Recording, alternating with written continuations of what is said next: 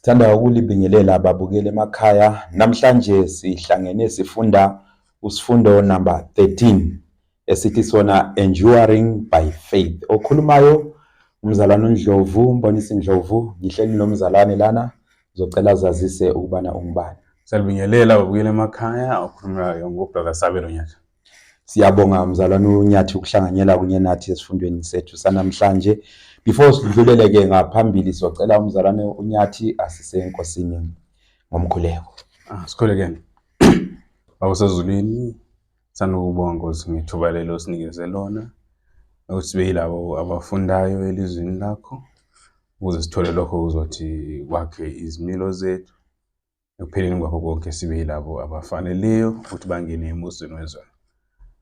Ibe nathi Nkosi usinikeze ukuzwisisa okujulileyo ngegama elihle leNkosi yethu Jesu ohleli kuze bephakade siyakhuleka. Amen. Amen. Siyabonga ke ekungeneni kwethu esifundweni sethu sanamhlanje esithi sona enduring by faith. Soqala sifunde ke iverse lethu lekhanda esilithola lapha ku James ngo5 iverse linye lika 16. Elifundeka kanjena: Confess your faults one to another and pray one for another that ye may be healed. The effectual fervent prayer of a righteous man availeth much. Umoya wethu wesiprofito esinawo ngaphansi laphana esiwuthola ku The Review and Herald December 16, 1902. Uthi humble fervent prayer will save the soul from death, and confession and restitution will hide a multitude of sins. So ke mzalwane Nyathi, esifundweni lesi singena kuso ke namhlanje esithi enduring by faith, sibona sokulokubekezela kumbe ukholo olubekezelayo. Mawumuntu obekezelayo ngumuntu lowo obambisisa ezithembisweni zikaNkulunkulu kuze kuyofika nini?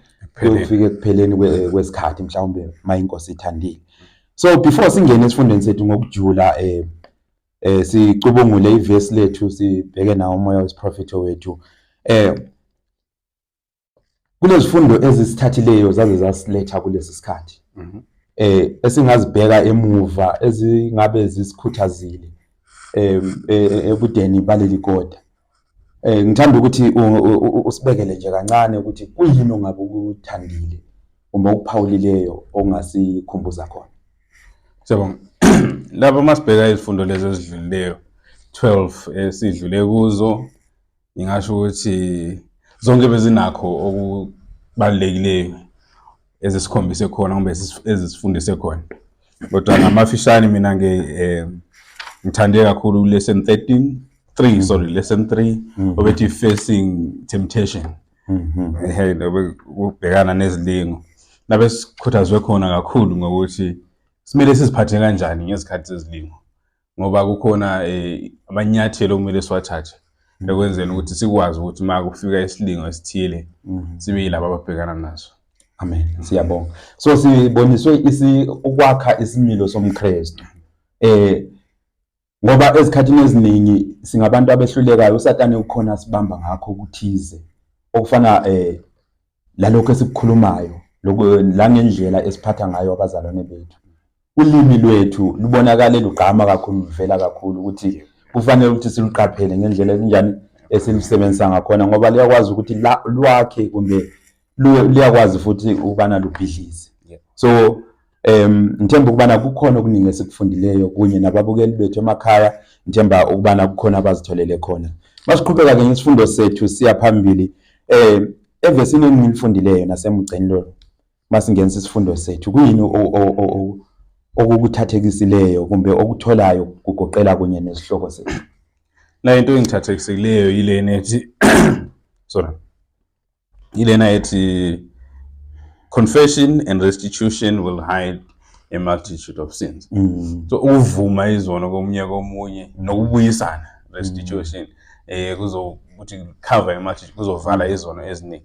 So kukhona ke umsebenzi kumele siwenze ekutheni sivume izono komunye uma sonene okuyinto engekho lula emuntwini ukuthi azehlise ayovuma ukuthi hayi lapha mzalwane ngonile usuke kwabanje. Sithanda ukuthi sibe yilabo abaphezulu kwenkinga singabe ngaphakathi kwayo, sibe yilabo ukuthi hayi mina kulesi sigameko ngilapha kumele aze kimi, kodwa yithi nami kumele ngivume ukuthi ngiwonile nawe uvume uma woniwe ukuthi hayi mzalwane usufikile wonile into lena siyilungise siye ngaphambili. So ukhona ke umsebenzi omningi omele siwenze ekusithobeni ukuthi sivume izona. Before singene ke esifundweni sethu sange Sunday sothi usihlephulele kancane mzalwane uNyathi usitshela ukuthi kuyini ongabe ukutholile lapha na kuzicaphuno zethu i-suggested reading ku the Ministry of Healing upage ngo-225 kusiya ku-223. Siyabonga. Lapha ku Ministry of Healing bekubhekwe kakhulu umuntu ogulayo, ngoba kukhona abazayo ukuthi bazomkhulekela, kodwa kukhona ke nepart leyo kumele idlalwe o indima omele idlalwe yilo ogulayo ekwenzeni ukuthi naye abe ngosilayo engazivaleli lezo zibusiso. So oqala ipart engithathekisile yile nethi lo ogulayo if beka part of evil speaking mangabeka wazibandakanya ngokukhuluma kabi ngabanye abantu, ithi in the home, in the church or in the neighborhood, if he has stirred up alienation kumbe ukungazwisisani wenza ukuthi abantu baxabane, kumele aqale aconfess leso sona uKristu. It plays a part ekutheni uyasiliswa. So uma usugula kumbe masengigula kodwa kune history yokuthi ngikhulume ngithethe indaba ngayisa lapha wagcina sokuvuke ukungazwani phakathi kwabazalwane, kune part okumele ngidlale ekutheni ngiqale ngokuthi ngivume leso sono uKristu okuzoyenza ukuthi nokusilisa kwami kube yilokho okufinyelelekayo. Amen. Siyabonga kakhulu. Singene esifundweni sethu ku Sunday esithi hope.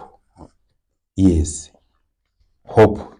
Ithemba ngithi Ithemba. Yes. Ithemba. Umbuzo wethu wokuqala lapha na ku A uthi for what virtue is Job especially recognized, and what does this tell us about God? Uthini lapha na uJakobe ku 5 verse 11. 5:11 ufundeka kanje, behold we count them happy which endure. Ye have heard of the patience of Job and have seen the end of the Lord, that the Lord is very pitiful and tender and of tender mercy. So lapha sithola ke ukuthi likuzwile kumbe liyazi senifundile ngokubekezela kukaJob. Masibheka imbali yakhe ukuthi waphatheka kabi kanjani, washiywa ngabangani, washiywa isihlobo, walahlekelwa umndeni, kodwa walebekezele akazange alahle inkosi, so wabekezela kulobo bunzima. So that is into esithola ngoJob ukuthi wabekezela, into ehamba phambili kuye kumbe ehamba mqoka ku character kaJob. Amen. Siyabonga. So akuyikho into enye siyaziyo ngoJob ngaphandle kokubekezela. Uma ufuna ukufunda ngokubekezela kumele ubheke kubani? kuJob. Yes. Ngoba njengoba usushilo walahlekelwa imfuyo, walahlekelwa yikho konke ayenakho. uNkulunkulu evumele ukuthi uSathane kanjani akamlinye ambone ukuthi kunjani. So yikho lokho esingakuthola. So nathi namhlanje kufanele ukuthi kube nesifundo esingazitholela sona lapha na kuMoses prophet ithi the Lord waits with unwearied love to hear the confessions of the wayward and to accept their penitence. So uNkulunkulu namhlanje usilindele ukuthi mase sekudangaleni sisezinsizini usilindele ukuthi asamngele ngothando ezimeni zethu esinjani esidlula kuzo esiphakathi kwazo. It watches for some return of gratitude from us, as the mother watches for the smile of recognition from her beloved child. He would have thus understand how earnestly and tenderly his heart yearns for us. So uNkulunkulu namhlanje nje ulozwelo olufana lokamama ezwela ubani umntwana. So umama mayezwela umntwana uzofisa la ukubona iresponse esuka kubani emntwaneni ukuthi la ngempela unjani uyamthanda umama wakhe njalo uyabonisa ukuthi lolu zwelo luyafinyelela kuye. Kungabe kuyini okunye sikutholile lapha na uMass Prophet. uMass Prophet sesiyagcineni lapha. Ithi never has one been disappointed who came unto him. They looked unto him and they were lightened, and their faces were not ashamed. Sithola lapho ukuthi akwenzeki. Akutholakala ukuthi uye enkosini then ufike odumane. Kumbe ungayitholi lento, ungangayitholi ngalendlela oyifuna ngayo, kodwa akwenzeki ukuthi udumane uthi hayi angitholanga usizo completely enkosini. So it is those who seek God in secret, those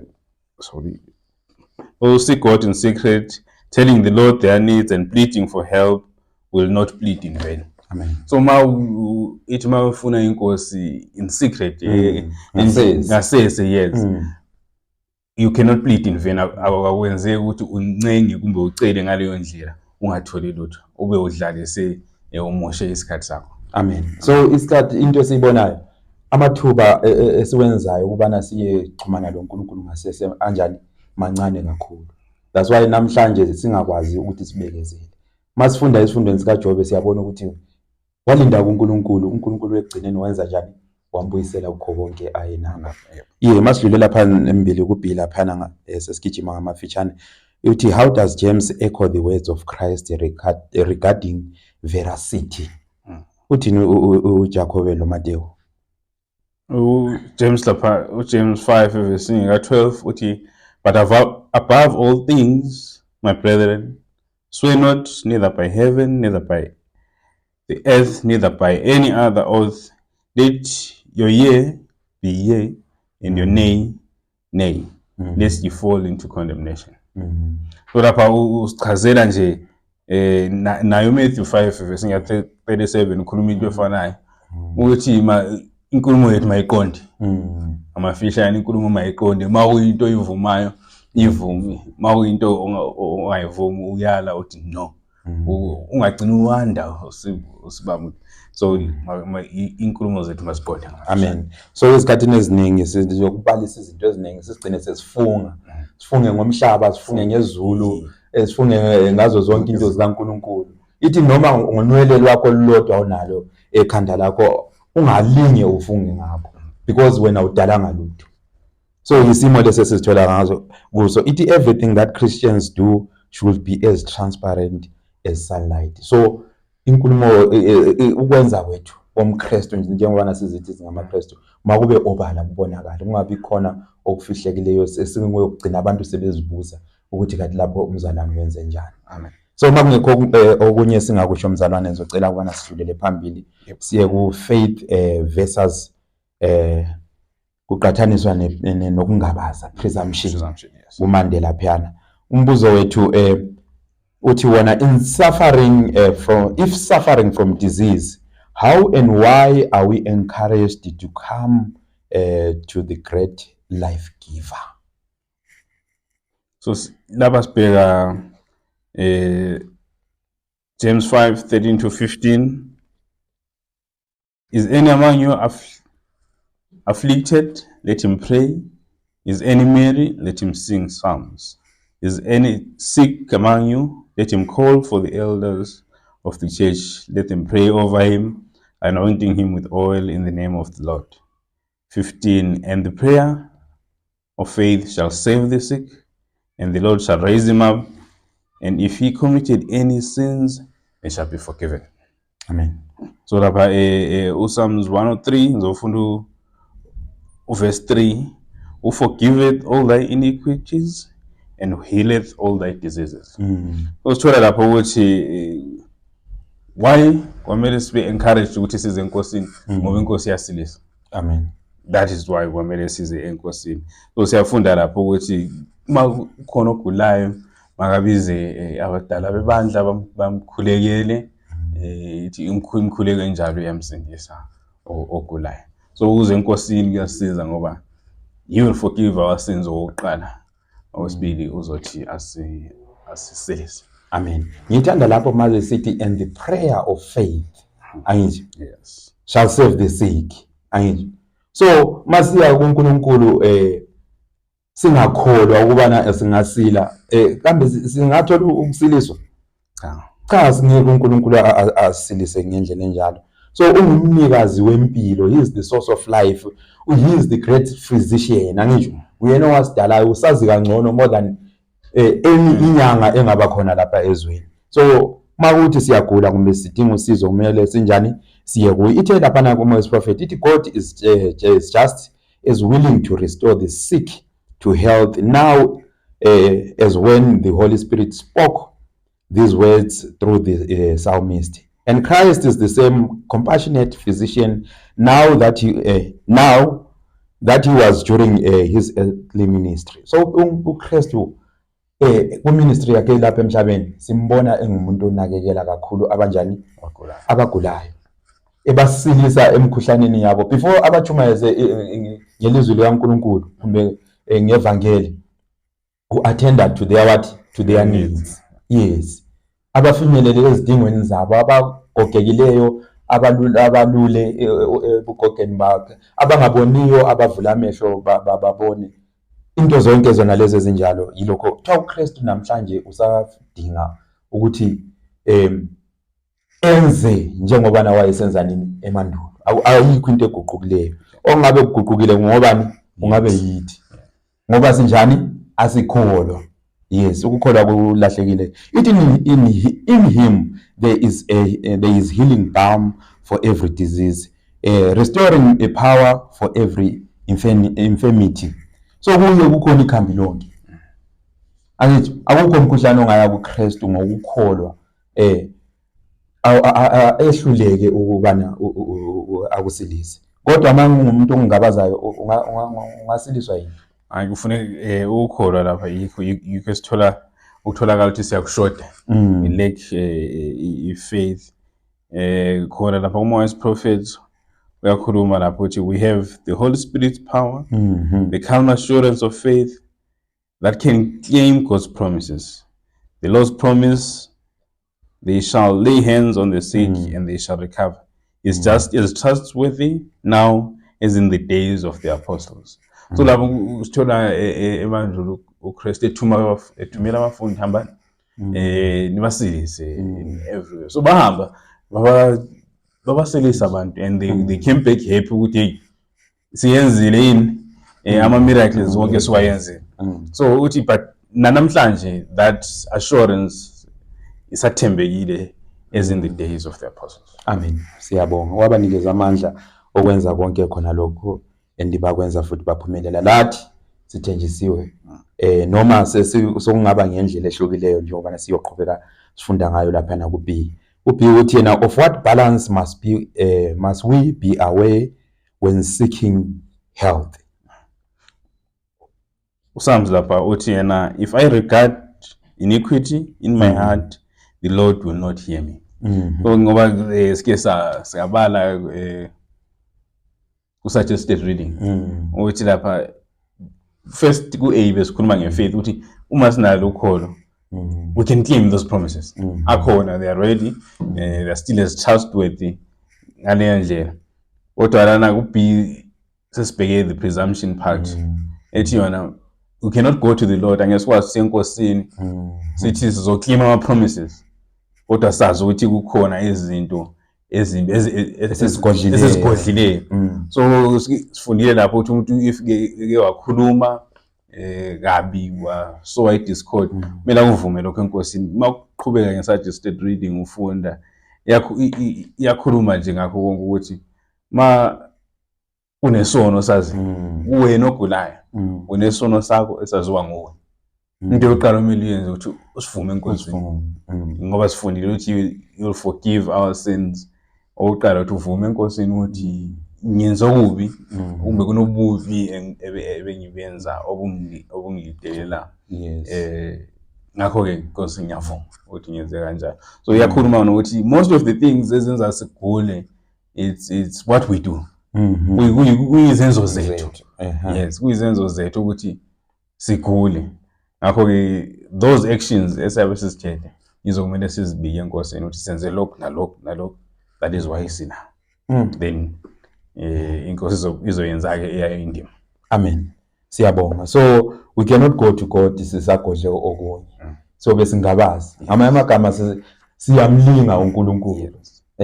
Kodwa sisuke sikhohle ukuthi uNkulunkulu wazi konke kwambuliwe kuya yikho into efihlakeleyo. Umoya wesiprofethi lapha uthi wona we are undeserving of the Lord's mercy. But as we give ourselves to him, he receives us. He will work for and through those who follow him. So namhlanje singabantu abangafanelanga ukuthi samukele isimusa kaNkulunkulu ngendlela esibabi ngakhona. Kodwa uNkulunkulu usasibekezelela noma kunjalo. Into afuna ukuthi iyenzakale yokushintshwa kwezinhliziyo zethu kumbe kwemiqondo yethu lemibi. Sibuyiswe futhi sibheke ngakuye ngazo zonke izikhathi. Nansiyana indaba enkulu lapha esingayibheka emzalwane unyathi kumoya wesiprofethi. Namhlanje kukhona ukusiliswa osekujwayelekile. Uma ungathi uphuma uye emabandleni la ngaphandle uzothola sokusiliswa ngalendlela eyakudala. uKristu wabanikeza amandla ngoba sesikhulumile ukuthi mabakhipha amadimoni, mabenze lokhuyana, cast out what everything, zonke lezo zinto. Namhlanje sisakhona yini ukuthi siqhubeke ngalolu hlelo ngokuzwisisa kwakho?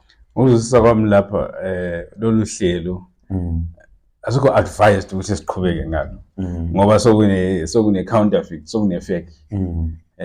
Abantu sebesenza, they are actually faking in real life ukuze bathi sinawo lawo mandla. So ithi le ndlela yokusebenza leyo ngathi siyayiyeka, sisebenzise the medical missionary way. Sihlanganise ukuhambisa kwevangeli, sihlanganise nokudla kahle okuholele ukuthi empilweni eqondileyo, impilo kahle. So ngoba manje la miracles ayesenziwa nguJesu nabafundi asethethwe umhlaba afakwa ngenye indlela yenza ukuthi abantu bakholele ukuthi amandla lawa khona, ukanti uSathane usengenele wanikeza abantu naye amandla ukuthi kube lokho okudukisa abantu.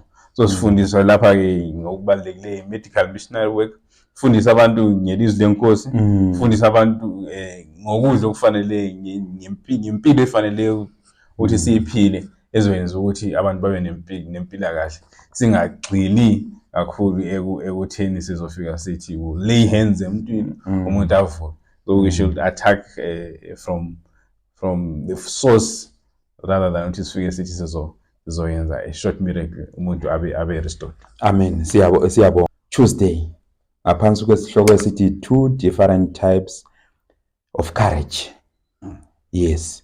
So lapha umbuzo wethu wokuqala uthi name a vital aspect of healing that is sadly overlooked. James 5 verse 16. So healing suke sibheke the physical aspect of healing ukuthi umuntu asukume abe lo ophile kahle. Kodwa ke kukhona ipart ye confession yokuvuma izono.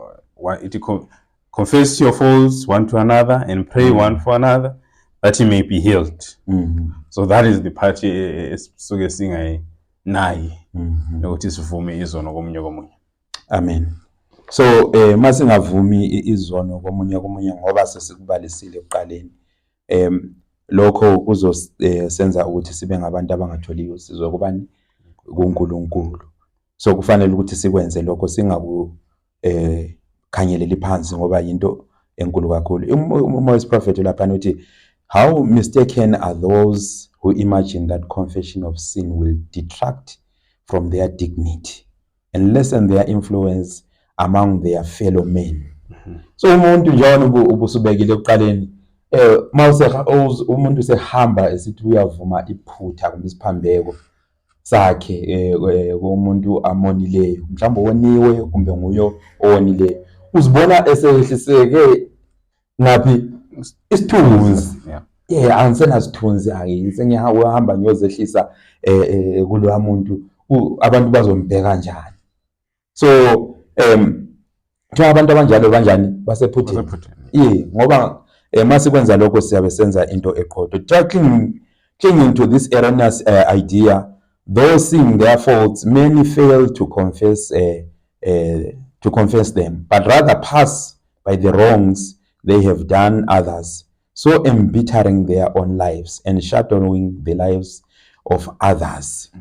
So into esiyitholayo laphana ukuthi abantu abaningi bayehluleka ukwenza ngokunamathela kumbe ngokulokubambisisa lo mqondo ukuthi ngizozehlisa isithunzi, kodwa ngokwenza kanjalo kuthiwa they are embittering their life. Izimpilo zabo bazenza zibe ngezimunyu ezibuhlungu, umuntu ahlale lenhliziyo enjani ebuhlungu, engakwazi ukuzicolela yena ngoba uyakwazi ukuthi unesiphambeko esithile, awusakwazi nokubhekana mhlawumbe kusenkonzweni, awusakwazi ukubheka umzalwane, awusakwazi ukubheka abazalwane.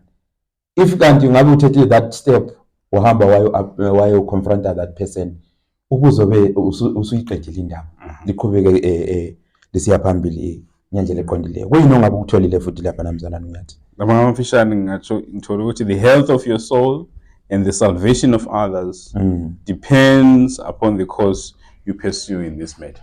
So impila kahle yomphefumulo wakho iyamele khona lapho ekutheni uzokwenza njani.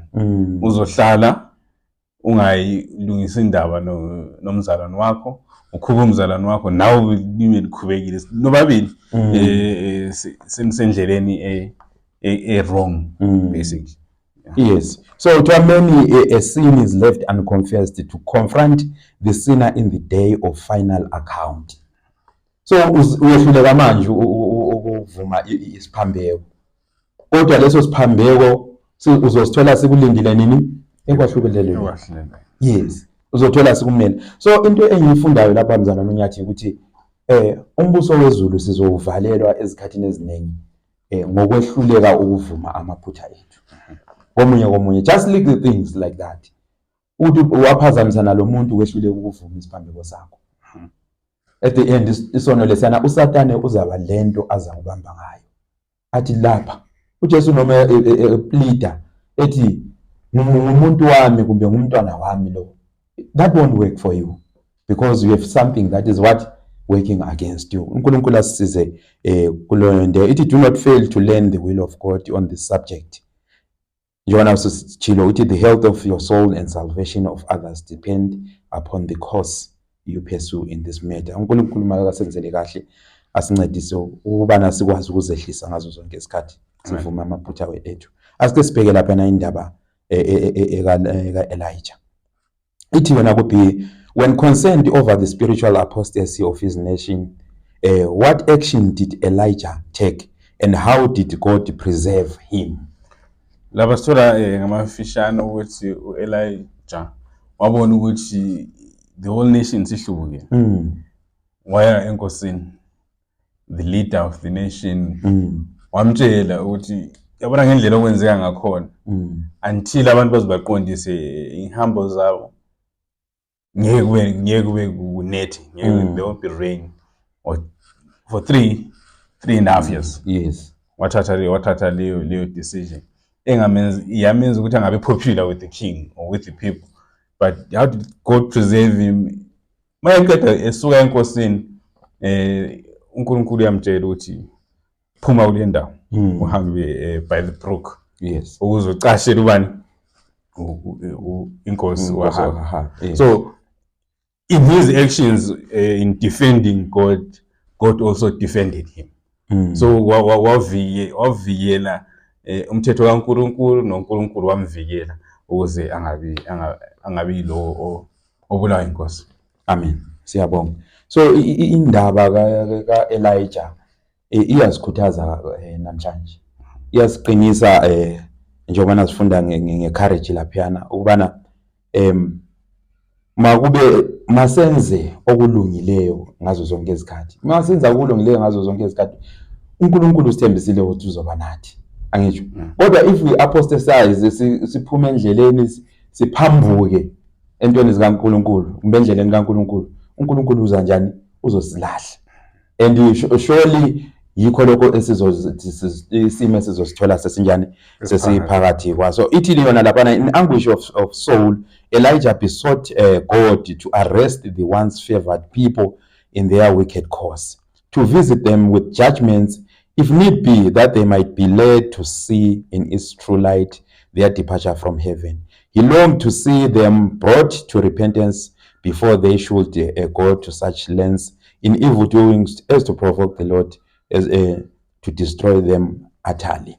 So manguthi uyalanda indaba ka-Ahabi, Nkosi ka-Ahabi ithiwa yenza ukubi more than any other king yakwa-Israyeli. Wakha ama-altare aboBhali lapho kwakunikelwa khona iminikelo kaBhali. Wenza ukubi okwedlula inkosi uJeroboam owayehambe ngaphambili kwakhe. So this is the evil lokho uNkulunkulu angayifuniyo kuphi ebantwini bakhe. So if masingazama sifunde uElijah, sifunde ngendlela akwenzakala ngakhona ngesikhathi sika Elijah, sizokuthi sigweme izahlulelo lezo zathi zifike ngaphi kithi. uNkulunkulu angeke asibhubhise sonke sinjalo. Mangekho khona mzalwane ngiyathi ngizocela ukubana sidlule siye phambili. Singena lapha esifundweni sethu ku Wednesday ngaphansi kwesihloko esithi learning from Elijah. Kungani imkhuleko ka Elijah ekhuleka kuNkulunkulu ukubana avuselele isizwe esihlukukile sinikeziwe kithina njengesibonelo. So lapha uJames 5 verse 17 uyachaza uthi Elias was a man subject to like passions as we are, and he prayed earnestly that it might not rain, and it rained not on the earth by a space of 3 years and 6 months.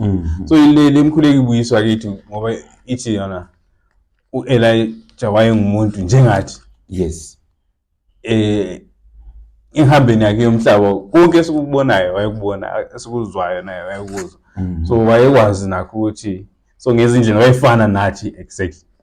Kodwa ke siyathola ukuthi izulu lamlalela ekwenzeni ukuthi kunganethi for 3.5 years. So kulethwe kithi ukuthi nathi uma sihambe ngokuqonda sikhulume esikudingayo izulu nalinakho ukuthi lisilalele isizwe. Amen. Siyabonga. Ithi yona laphana the apostate tribes of Israel were to be shown the folly of trusting to the power of Baal for temporal blessings until they should turn to God with repentance and acknowledge him as the source of all blessing. They should fall upon the land neither dew nor rain. Njengoba sikubalile wakubeka mzalwane uNyathi, esikhathini eziningi uNkulunkulu siyamthatha simlulaze, singamenzi uNkulunkulu ongumdali wezinto zonke. Abakhonzi bakaBhali bathembela kuBhali ukubana nguye obanisela imvula. Kodwa uElijah wanted to prove ukuthi uNkulunkulu weqiniso ungubani. Wathi asihloleni. Yes, asihloleni sibone ukuthi uNkulunkulu wangempela ungubani. Bakha ama-altare bathatha imihlatshelo bayibeka lapha. But uElijah wabatshela ukuthi bizani uNkulunkulu wenu. Babiza kwaze kwaba semini belokho bebiza kodwa uNkulunkulu wabakaza kanjani abaphendula. We know the story. After that uElijah naye wakha elakhe altare, wenza i-trench around it, wathatha umhlatshelo wawubeka phezu kwe-altare, wathi thelane amanzi, umlilo mawuzokwehla phezulu consume udle konke ushisele umhlatshelo, kuyobe kunguNkulunkulu onjani, uNkulunkulu ophilayo. So sithola isifundo esikhulu lapho ngokuhlubuka izinto zikaNkulunkulu okuyinecha kaNkulunkulu masengakuthathi sikunikeze i-credit yakho kwabanye abantu abangayisibona umdali wani weqiniso uNkulunkulu ophilayo. Namhlanje we've got scientists abaclaimayo ukuthi bangakwazi ukwenza izinto ezithile bagcine nabo sebengabantu abakhonzwayo. Angithi ikonke lokho udumade ufanele ukuthi luye kuNkulunkulu ugcina lusiya kubo bani siyabantu. So yikho lokho athanda ukuthi akuveze ebantwini. Masiqhubeka siya phambili lapha ku B, ithi after Israel had renewed their allegiance to God, how are Elijah's prayers again an example for us? Israel sethe wabuyisana loNkulunkulu, walungisa ubudlelwano bakhe loNkulunkulu. Imkhuleko yakhe isibonelo kanjani kithi? Selungisile ubudlelwano babo noNkulunkulu. uElisha wathi wakhuleka enkosini ukuthi kunendi.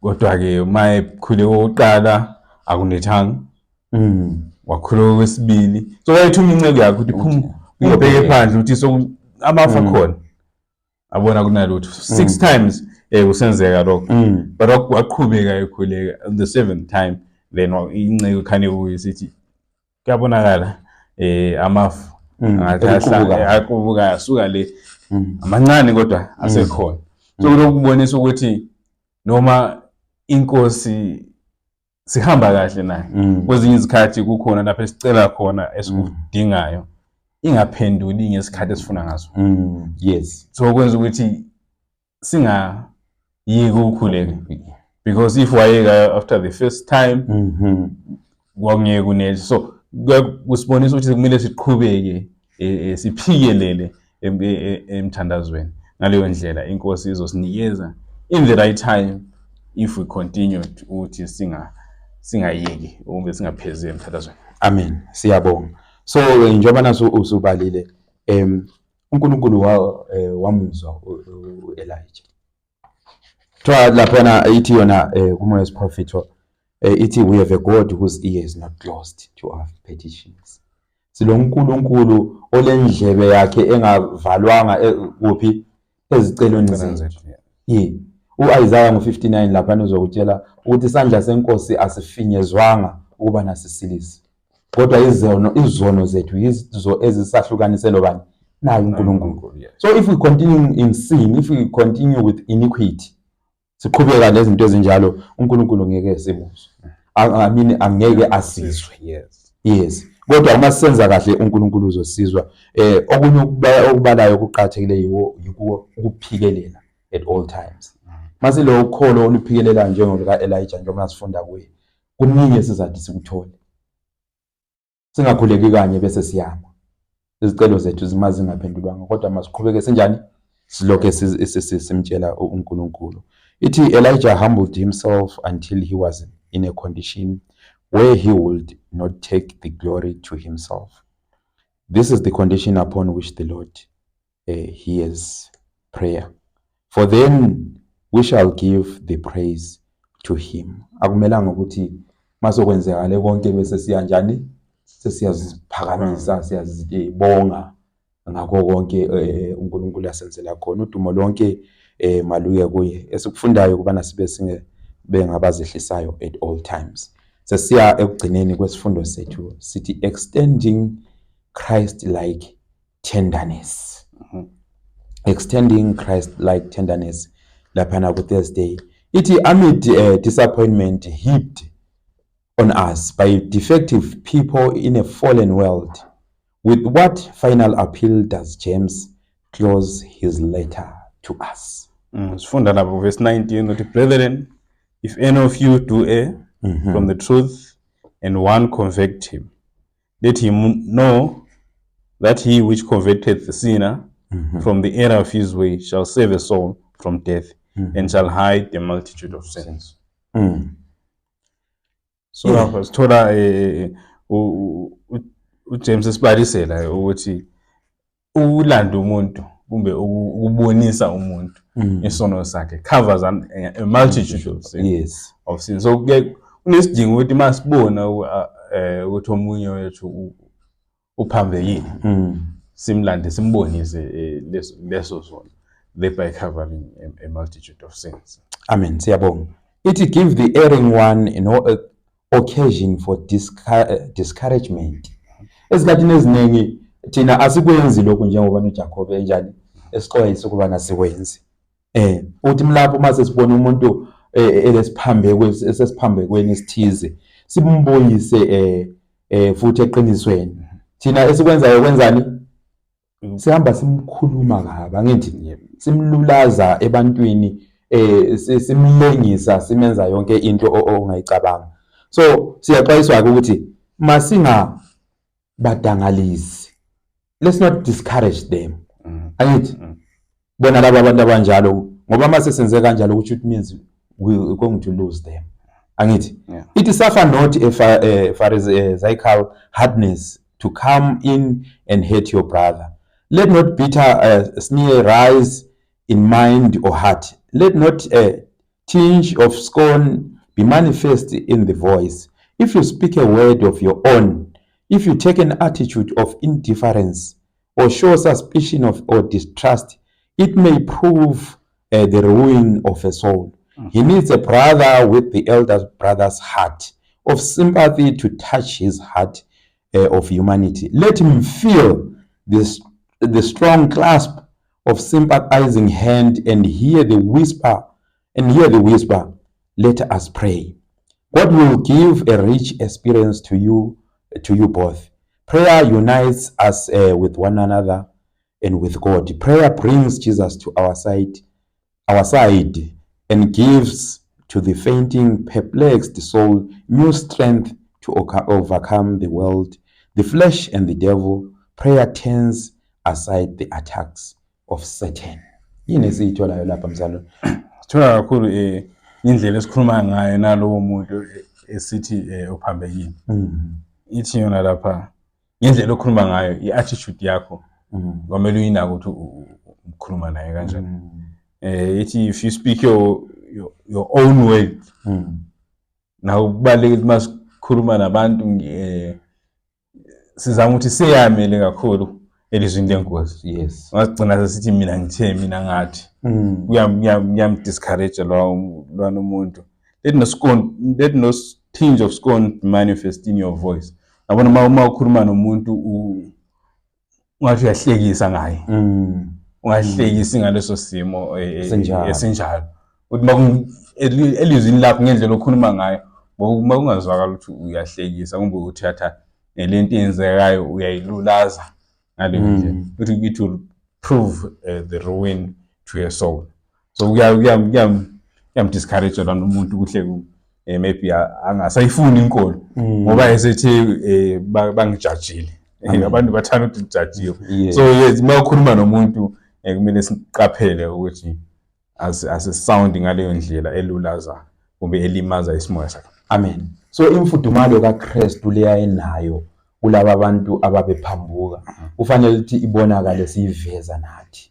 If masingenza ngendlela enjalo, we would have extended Christ-like tenderness. Angisho umuntu azizwe comfortable ukuthi abuye azonjani azokhulumisana lawo, umduduze, umzwele, azizwe ukuthi ngempela lapha ngitholile imfudumalo le kade nginjani ngiyidinga. But ezikhathini eziningi ikulusizi kakhulu ukuthi abantu sibagcoba ngopende bahambe sebebonakala lapha ukuthi basesimene esinjani. So if masingenza leyo nto silomlando ukuziphendulela kakhulu. Kodwa masingenza kahle uNkulunkulu uzathi asiphathise kakhulu. Mase siya ekuvaleni kwethu wesifundo ithi in God's forgiveness the heart of the erring one is drawn close to the great heart of the infinite. Angisho? Yeah. The tide of divine compassion flows into the sinner's soul and from him to the soul of others. So awusuke nguwe wedwa kumbe akusinguye yedwa lo muntu obenefitayo from this mfudumalo oyabe itholakala at that time. Angitsho? Kodwa lonke la uyakhula esimoyeni, angitsho? Naye akhule futhi esimoyeni, umtholile masuthe kwenza kanjalo. Sengathi inkosi ngasibusisa ngalesi sifundo ekade sisifunda, sizithole kube khona esizithathela khona ngempela sibe lalo ukholo olunjani olubekezelayo. Yes, ezikhathini eziningi ukholo lwethu alubekezeli, lushesha nje lujaja, angithi lwahlulele lube ngolunjani njani. Kodwa masilalo ukholo olubekezelayo inkosi izosibusisa. Sithemba ukubana la semakhaya inkosi izobabusisa abalaleli bethu ngoba sesafika esifundweni sethu sokugcina lapho kade sivala khona leli kota. Sengathi inkosi ingalihambela lami ngomoya wayo oyingcwele ifinyelele ezinhlizweni zenu ubana likhule emuseni kanye lekumazini yena uJesu Kristu kanye lenkosi yethu esezulwini. Siyabonga ke babukeli ngesikhathi senu lisinikeze sona ngalesi sikhathi. Sibonga ke ubana inkosi izoligcina futhi ngoba siphakathi kwama holidays anje esiphithipithini lakho konke uSathane angazama ukukwenza.